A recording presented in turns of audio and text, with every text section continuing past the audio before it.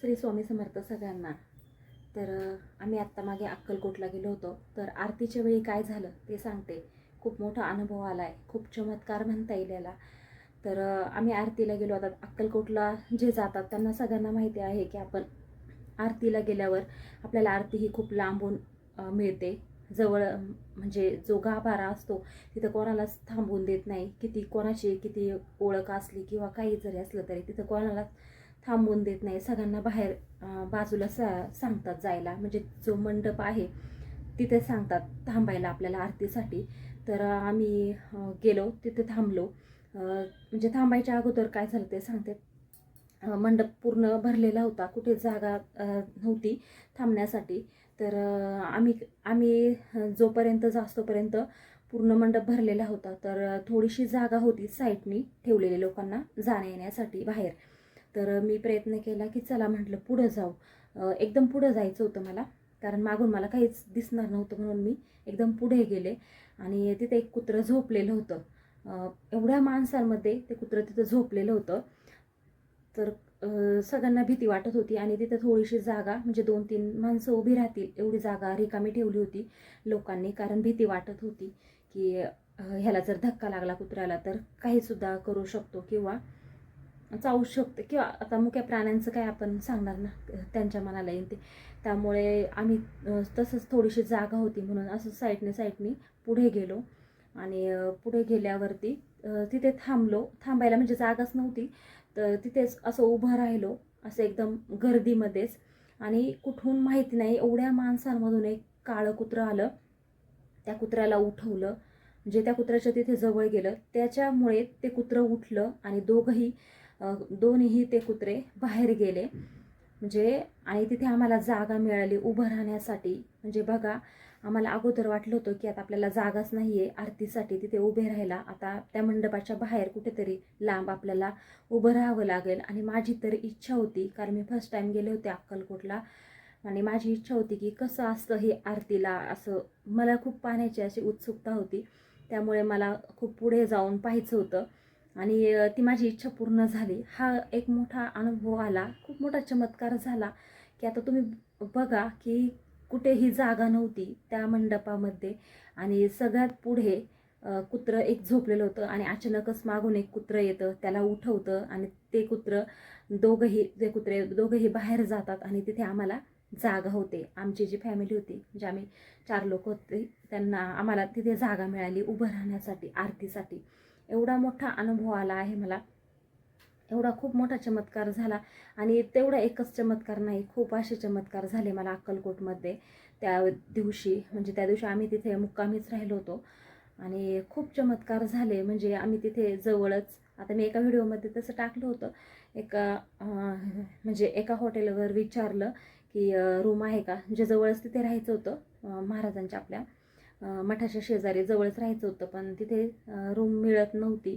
तर एका माणसाने, असेच ते दादा होते, त्यांनी सहज विचारलं की तुम्हाला रूम हवी आहे का. तर आम्ही म्हटलं हो. तर ते म्हणले की आमचा नवीनच बंगला आहे, 1 महिना झाला आहे, फक्त पूजा झाली आहे, तिथे कोणच राहत नाही, लॉक आहे. आणि माझा भाऊ तिथे फक्त झोपायला जातोय. मग तुम्हाला पाहिजे असेल तर तुम्ही घेऊ शकता, पण इथून ते थोडं अर्धा 1 किलोमीटर आहे. तर आता रात्र झाली होती, त्याच्यामुळे आम्ही जास्त विचार न करता, कारण तिथे तर आम्हाला राहायचं होतं जवळच, पण कुठेच रूम मिळाली नाही. त्यामुळे मग आम्ही हो म्हणालो आणि त्या दादांबरोबर आम्ही गेलो. खूप छान बंगला होता, खूप छान वास्तू होती त्यांची आणि नवीनच होती, 1च महिना झाला होता पूजेला. आणि ती रूम मिळाली आणि खूप कमी पैशामध्ये त्यांनी आम्हाला ती रूम दिली. तो बंगला 1 रात्रीसाठी दिला. आतमध्ये 2 बेडरूम होत्या, हॉल, किचन. ते म्हणजे सगळं वापरा. पण आम्ही असं काहीच केलं नाही. एखाद्याने दिलं म्हणून आपण सगळं वापरायचं नसतं. आपल्याला जे पाहिजे तेवढंच आम्ही 1च रूमचा वापर केला आणि बाथरूम वगैरे बाकी काहीच सुद्धा त्यांचा कशाचाच वापर केला नाही.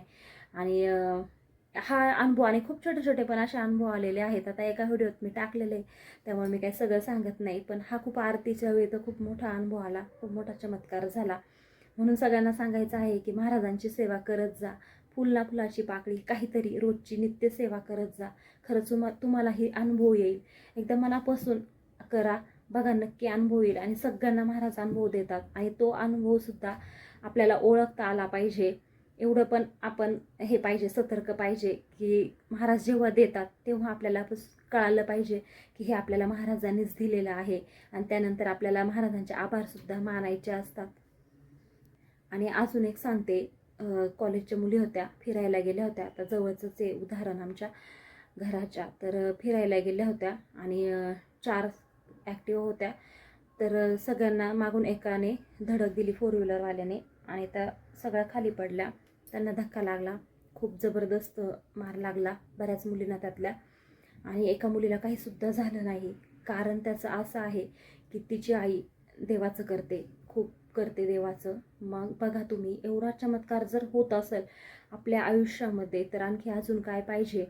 आणि काहीसुद्धा देव म्हणत नाही की मला तुम्ही सोनं व्हा, चांदी व्हा, मला तुम्ही एवढा नैवेद्य दाखवा, काहीसुद्धा मागत नाही. देवाला फक्त तुमची श्रद्धा हवी असते, मनापासून. तुमचा किती मनापासून तुम्ही करताय देवाचं, अंतःकरणापासून, आणि तुमचं मन किती शुद्ध आहे, किती पवित्र आहे, हे देव बघत असतो. आणि त्यांनाच अनुभव मिळतात. आणि त्यामुळे कधी आपल्याला वाईट कोणाचं हे करायचं नाही, कोणाचंही वाईट चितायचं नाही. जे करता येईल ते आपल्याला स्वामी भक्ती करायची आहे.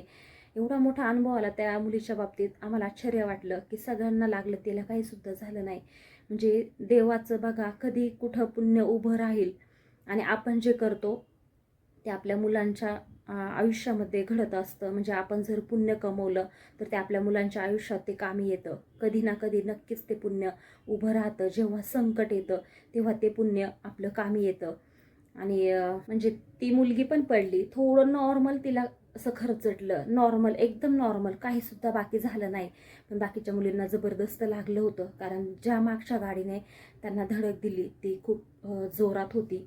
आणि त्यामुळे एवढी मोठी घटना झाली. ज्याच्या त्याच्या शेवटी नशिबाचा भाग असतो. म्हणून सांगायचं आहे की जे काही न कळत आपल्याकडनं जे पाप होत असतं त्यातून आपली मुक्तता होत असते. आणि स्वामींची, आपल्याला परमेश्वराची सेवा करायची आहे. स्वामींची सेवा करा. तुमची ज्या देवावरती श्रद्धा असेल त्या देवाची तुम्ही भक्ती करा, त्या देवाची तुम्ही सेवा करा, काहीही करा, पण रोजची नक्कीच सेवा करा. हा एवढा मोठा चमत्कार होतो, एवढा मोठा अनुभव येतो, हा प्रत्येकाला येतो, स्वामी भक्तांना तर नक्कीच येतो.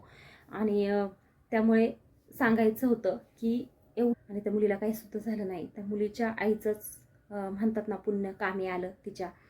आणि व्हिडिओ आवडला असेल, माहिती आवडली असेल तर चॅनलला सबस्क्राईब नक्की करा. श्री स्वामी समर्थ सगळ्यांना. धन्यवाद.